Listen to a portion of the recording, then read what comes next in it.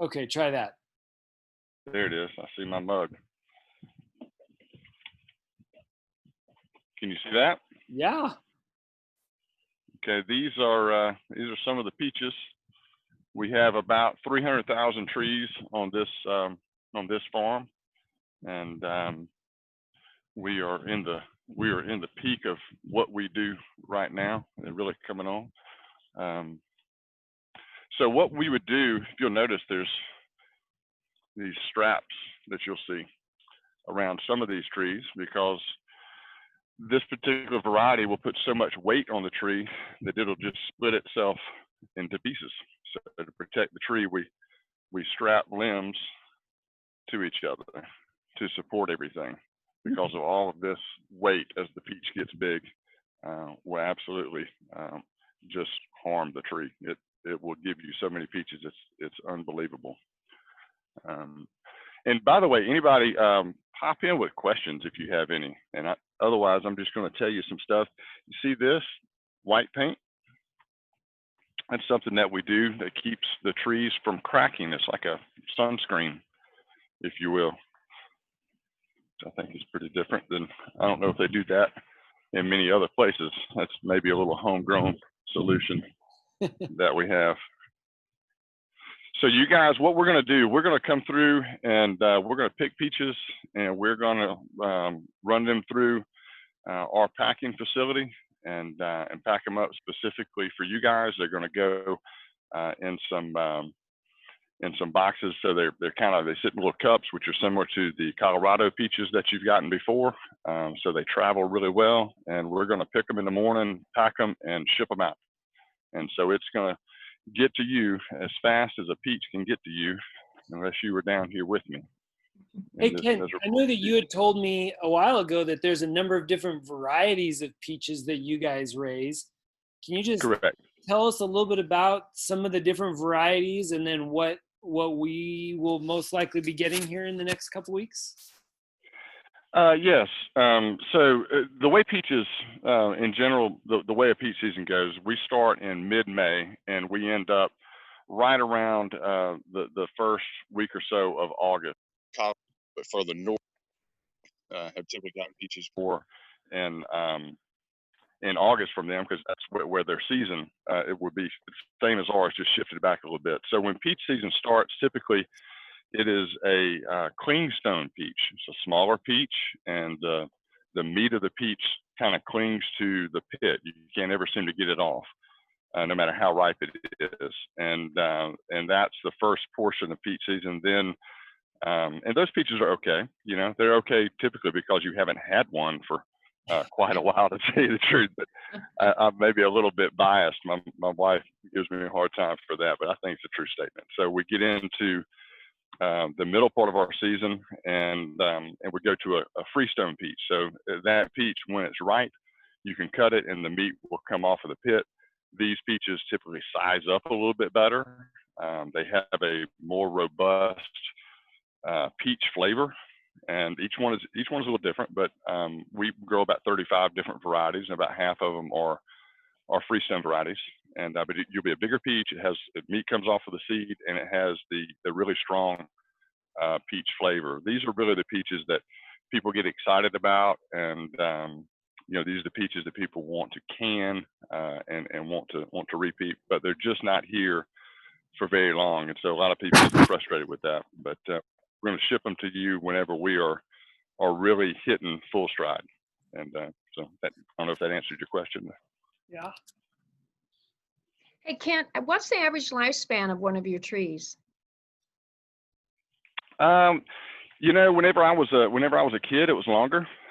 We have farmed peaches in Georgia for a long time, and there are things that, especially in the southeast, there's a pest pressure that is really a problem. So they're a little thin ground that eat at the roots and cause problems for a peach tree. So when I was a kid, they used to farm peach trees for maybe 20 years, and I know a few places that do that now. But what happens is they start to die out, and you'll have skips. So you'll have an orchard. It's not like this orchard. And we've got nice trees in this orchard where, you know, every every spacing is the same, but when one dies, well, you'll get a whole group die, and then you have you just look at an orchard, go, well, the trees are older, they're not quite putting out the fruit that they used to. I've lost 20% of them. Maybe it's time to, economically, it makes better sense, so let's push it up and replant that orchard. Eventually, you will peach out dirt, and you have to get off of it for about 30 years to allow it to the things that, I mean, when you have something that eats roots and you plant big blocks of what they like to eat, the ground, it becomes more dense with that pest. So we'll get off of it and rotate off of it and do something like sod or just grass or other row crops. And after maybe 15, 20, 30 years, sometimes you come back and you can plant on that dirt as if peaches had never been there before. So now we would maybe go 12 to 15 years before pushing one up and replanting, and then you wait 3 years before you stand to get a crop off of it. Ken, I have 2 questions for you. First, do peach trees take a lot of water, and do you irrigate? And second of all, talk about herbicides and pesticides. Or are your peaches organic, or is that possible, or is there an advantage one way or the other? Yeah, peaches do not require a ton of water, like pistachios and almonds and pecans require a lot of water. Another advantage that we have here in Georgia is we have a great water supply. Our water table is great.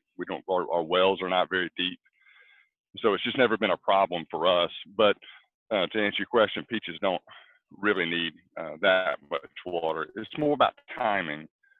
So you would, the certain times that it really needs it, and that's when you put irrigation to it. But it doesn't necessarily require a bunch of water. Where like almonds, pistachios, pecans, you would irrigate those wells would run solid for 3 months, and you use a lot of water that way. As far as organic goes, there's not really any organic peaches grown in the Southeast due to the fact that, once again, the pest pressure is just too strong.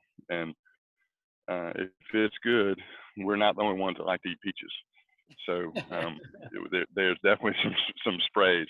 We stay certainly within guidelines, and we work really hard to walk our orchards and to look for signs of problems that need to be sprayed for, and try to isolate them before they become a problem so that we can spray them minimally to handle that problem.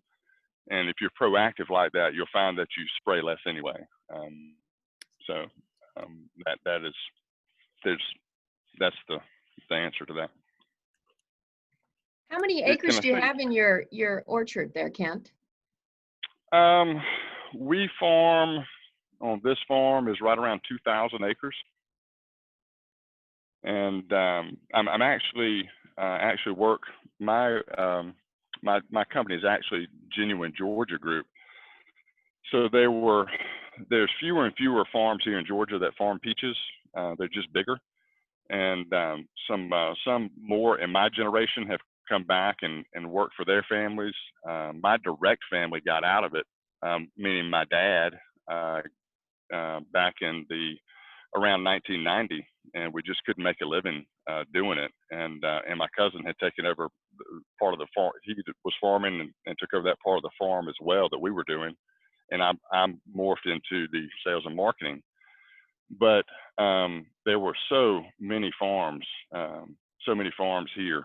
And so now there are 4 major farms in Georgia, and they're all very large. And so we've gotten to where we work very close together. I was doing it for my family, my cousin, another cousin. I know we're all related. It's ridiculous, but he was doing it for his side of his family. Another good friend of ours was doing it for theirs, and we all were nice to each other. You see each other at church, but you did not share sales secrets. You did not share contacts. You did not anything. And so we started working together, and found what we realized was, we don't have enough peaches to make a huge difference in this overall market. So why are we fighting for orders? We would be better off cooperating together And so now all the farms do that, and we sell all of the peaches. So between the three of us, if it came out of Georgia, it came through a phone call just like this. And so when you look at it that way, we're more around 7,000 acres of peach trees. Wow. We picked, I guess, to put that in perspective, we picked about 1.5 million pounds of peaches on Saturday. Oh, just Saturday. Wow. That was Saturday. So yeah, that was a very big day, but it's you know, it's a lot of, I mean, peaches come like that, and when you get in them, as you can see with these trees, they've got a lot of peaches on them. One thing I want to show you, just while I'm noticing on this particular tree, what we do, we prune these trees, and we will prune from a baby tree. You would set it up this way to where it comes up and spreads out, and we'll get some of these limbs out of the way so that we get more light coming in the tree, gets more color on the peach, and peaches want to grow where they got good color light, where they got good sunlight and airflow. So we will then say that tree at that age can support X number of peaches, and so we will leave so many limbs, knowing, hey, we want about this many peaches a limb on there, that'll give us this many peaches a tree. And so when we say there's a full crop, we assume that all of those are going to make it. But as you can see, we've got a nice big peach next to a not so big peach. This guy and this guy looked like twins about 4 weeks ago, 3 weeks ago. And so we thought we had a full crop, but this one quit growing for whatever reason. That did not pollinate well. Something happened during the time that it was trying to get set up, and it didn't develop right. So it is a button. There's nothing in there. It'll never get any bigger than that. And so we have a little bit less of a crop than we thought. Where in this limb, we thought we might have 5 peaches, we have 2. So there are things like that make it a little more difficult. But what I have on my side, and how I can be a great supplier to you guys, knowing I'm going to have them, is because I've got access to 7,000 acres of them. Does it make sense? Yeah. I presume you pick by machine rather than by hand. Oh, no, it has to be picked by hand. There's no way. Matter of fact, if you look at a tree like that, you see how all that red, I mean, it's got a lot of vibrant color. Whenever we pick, we'll actually go in, get more into the tree, and when you look back this way, you don't see as much color. And so you can get a little bit better idea of which peaches are ripe and ready to be picked and which ones need to be left. We'll pick those trees every other day on a particular orchard, because what we want to do is, if it's not ready, we won't leave it on the tree. But if we weren't coming back and picking that tree for another 4 or 5 days, you would go, hey, I kind of need to pick that one because it's close to being ready and it's going to be past ready by the time I come back. So we like to come into orchards more often, and it's a lot of walking, it's a lot of picking, but what it does is give you a little more consistent peach at the end, and it allows us to leave that peach hanging there as long as we possibly can and give it the most time on the tree before we pick it. Interesting. I can talk about this for days, so you just need to ask questions and tell me when to stop. Have you been impacted by a delay in transporting, or like some of the other farm goods, potatoes and those sorts of things, or just meat, where they had to actually get rid of some of their crop because they couldn't, because of COVID, they weren't able to get things processed? Or have you been impacted at all by that? We have certainly been impacted in the fact that the way we go about packing our peaches. Everybody is we of course we wear masks, we wear gloves, we wear hairnets. We take break times and shifts.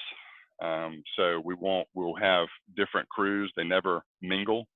Whenever they take lunch, we spread them out, things like that. And between those times that somebody will be sitting down, we have those areas sanitized, and we have a crew of people that basically just sanitize all day long. I mean, they walk through the back and out sanitizing. all day long. We take temperatures of workers before they come in on the picking crews as well, and just making every effort that we can to to kind of keep everybody from having an issue there. And in the field, it's not so much. I mean, they pretty much stay pretty far away from each other. We have our guys that work for us that live on the farm. We do use some H2A labor they have small groups. We don't put them in large barracks or anything like that. We have houses that have been in the family for years and different ones on different pieces of property, and so everybody's kind of spread out a little bit. The reason you lost a bunch of things like meat and milk is the United States is set up to distribute all those products into basically two different areas: food service like schools and restaurants and things like that, and then the grocery retail trade. That's where the majority, but there are two different distributions, two different sets of companies that do those distributions. And so you didn't change the demand, you just took it out of one distribution center and put it into another. So all of a sudden, no kids are in school and nobody can eat dinner at a restaurant, which means all of those purchases have to happen through a grocery store system that is really not prepared for that volume. They can't distribute it. There's only so many shelves on the milk, in the little milk cooler. It just can't handle the volume, and so what happens is it just ends up going bad before they can get it distributed. And we are not that way because we're more of a fresh item. All of our stuff has always gone through the grocery retail chain or direct to consumer like you guys. So it really has not affected us in that particular way, which we're very, very lucky. It's luck of the draw. Huh. Well, Ken, we love seeing the orchard. Thanks for showing us around there for a while. I don't want to, maybe see if there's somebody else has one more question and then we can kind of move on. Anybody else have another question for Kent?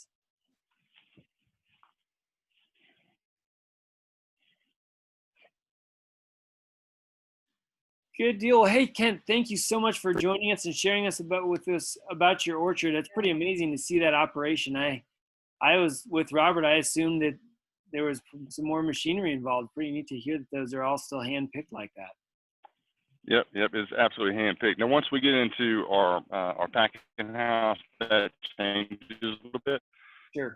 But it's still done roughly the same way as it's always been done. You just have to size it, and you have to pick out the ones with defects that you don't want to send certain places, and others that aren't suitable for sale at all. And that mostly is hand graded. There are some systems that do that by camera, and we have those as well. But yeah, it's a highly intense, labor-intensive, undertaking. Wow. Yeah, for sure. For sure. That was interesting. Thank you. That was great. Well, thank y'all for having me. We appreciate it. We appreciate being a part of what y'all are doing, and want to thank you for doing what you're doing. It's not, I know it's not the path of least resistance, and but it is something that needs to be done, and I'm glad that you guys feel led to do it. We want to be a part of it and support that. Great. Nice. Thanks a bunch, Kent. Really appreciate it. Absolutely. That was pretty fascinating to hear, wasn't it? Everybody, I saw some hand claps and stuff like that going on. So yeah, thanks for sharing that. Thanks a lot. Thank you. You're welcome. Very Thank nice. you, guys. Very nice. Well, like I said, I don't want to take too much of your time. I promised kind of a half hour. So just a couple things to kind of wrap up. These are actually some pictures from Kent's farm, one of the farms out there where they're doing the harvesting and stuff like that of the peaches. A couple things related to the pickup. We are still scheduled for the pickup for you guys to come and pick them up on July 9th and 10th from 9:30 a.m. to 5:30 p.m. And you'll come out to the Campus Life House, which is at 6401 Pine Lake Road. As was mentioned a little bit earlier, I think, about where it was. Pine Lake's been shut down for the last 2 summers, so we had the pickup over at Zion Church on 27th Street. Last year we had it at 84th Street on First Free Church, and so we're excited to have it back kind of where it originally started, in our offices right on Pine Lake. It's nice and easy to get to, nice big 4-lane road, although there's only right turn allowed. So you might have to go up and hit the roundabout and come circle back to us. But you'll see our tent, you'll see the refrigerated truck, you'll see the signs out. You can't miss it. One thing, actually, Kent, you know, one other thing you had mentioned to me on the phone, and maybe you could just comment on, is as I remember, you had said that when the peaches arrive to us, that you think it's best if they wait a day or two before we eat them. Am I remembering that right? Or No, absolutely. Can you hear me now? Yes. Okay, great. So yeah, that's exactly what you need to do. We're gonna leave the peaches on the tree as long as we can. But at some point we've got to ship them, and it's a long way out there, and the way we pick them, they're still going to be very firm. So that's going to help them travel better and not bruise on the way out there. So when you get them, and listen, I know everybody has had a peach that was picked too soon, that was too firm, that was too green, and it never turned, nice and juicy like you want it to be. We've been doing it a long time. There's been a lot of father to son knowledge on when to pick one passed down in the family, and we'll get it right. And so what's going to happen is they're going to come out there. They're still going to be firm because we picked them at just the right time where they've gotten as sweet as they're going to get, but they're still firm and can travel well. And when you get them, I want you to put them out on your counter. Don't put them in a refrigerator. What that will do is refrigeration is good because it stops the ripening process. But once you get them to the consumer, to you guys, you want them to ripen up, and I want you to leave them at room temperature because it sucks the moisture out of something when you leave it in a refrigerator, and that's how you end up with a dry, mealy piece of fruit. So just put it out on your counter. Don't do anything special. Just keep them out there and give them a few days, and they'll start ripening up. And if you get overrun by peaches at a few days out, and there's too many of them getting ripe too fast for you to eat. Oops. Oh man, what a time to cut out. We're left hanging. I'm going to guess he was going to say, and we'll see if he gets back on, maybe he can finish his comment, but I was going to guess he was going to say if they're getting too ripe, then to stick them in the fridge. That's my guess of what he was going to say. Is that or make a peach pie or something. Yeah, make a peach pie or something like that. I think good. He's going to say put them back in the good deal. Well, we'll see if he says something different when I hear back from him. I'll send you guys all an email. I think I've got most of you on the email because you responded. But here's a couple things. So finishing up that July 9th and 10th, Thursday and Friday at our office. We might be open on Saturday the 11th as well. It'll depend on how quickly you guys get out there to pick them up, and I assume you'll be a little more quick about it. Then generally they're all gone by Friday at noon anyway. So, but you can be in touch with us if you need us to hold on to them for an extra day or two. I told you I'd give you guys one of my favorite recipes, and so I'll email this to you as well. But we have been making a crisp recipe that we really like the last couple of years. It's a peach crisp. Sometimes when you make the peach crisp and it gets like sort of crisp, but this is a recipe that we found that really is nice and crisp on top, which is, we think, just creates some good contrast to the juicy sweet peaches to have a little crisp on top. And so I'm going to put that in the group chat as well as email it to you guys. So we will we'll make sure that you get that recipe. Here it comes in the group chat right now. We also have been making it with apples as well. We've been getting a bunch of apples from school recently because of LPS is passing out lunches this year. And so we go pick them up on Monday and we get way too many apples. So we've been making it an apple crisp recipe using this peach crisp as well. The only thing is we do on the apples is we actually leave the skins on for the apple crisp. And that way it just creates, again, some more texture contrast in there. So anyways, we will plan on seeing you July 9th or 10th. As a reminder, your purchase of peaches helps impact kids. And so thanks for doing that. We get to make a little bit of money off it because we buy directly from the orchard. We're not paying to have a big grocery store. We're not having, you know, our overhead is really low. We actually, the peach truck, when he pulls up, when Kent's team pulls up with the peaches, they back up to a refrigerated truck that we have get donated. So all the kind of the overhead is all donated to help make sure that we get to make some money off of this to help us continue to impact kids through your purchase of peaches. So thank you so much for joining the call today. I will email that recipe off to you, as well as you can find it on our Facebook page. If you go to Facebook and search up YFC Lincoln, you'll find us there. I'll post it on there as well. And we will look forward to seeing you in just a couple weeks after the 4th of July. Thank you so much for joining us on the call. You guys have a great night. Thanks, Matt. Good night. Thank you. Everybody. Bye. Thank you. Bye. And paste in the chat.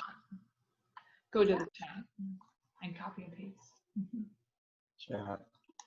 I'll stay on for a second so people can get that recipe if they'd like.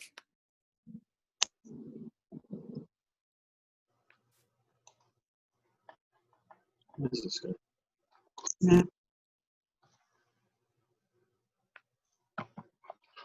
Good, we got it. Copy that. Bye. Thanks. Hey, thanks. You have a great one.